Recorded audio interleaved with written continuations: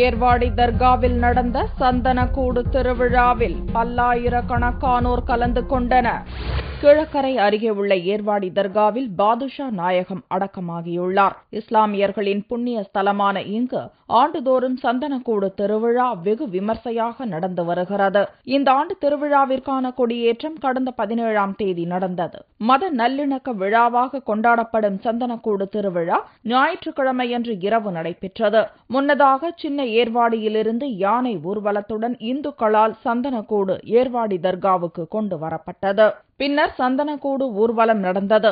அப்போது மக்கள் சந்தனக்கூடு மீது மல்லிகை பூவை வீசி தங்களுடைய நேர்த்தி கடனை செலுத்தினார்கள்.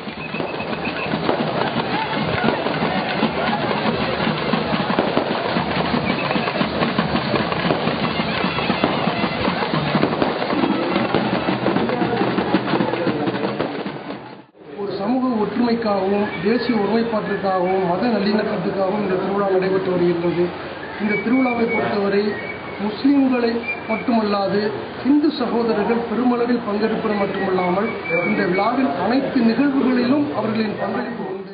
வெகு விமர்சையாக நடந்த இந்த விழாவில் தமிழகம் மற்றும் கேரள மாநிலத்தைச் சேர்ந்த இந்துக்கள் மற்றும் இஸ்லாமியர்கள் பல்லாயிரக்கணக்கானோர் கலந்து கொண்டனர். சந்தனக்கூடு விழாவை முன்னிட்டு தர்கா மின் விளக்குகளால் அலங்கரிக்கப்பட்டு வண்ணமயமாக காட்சியளித்தது.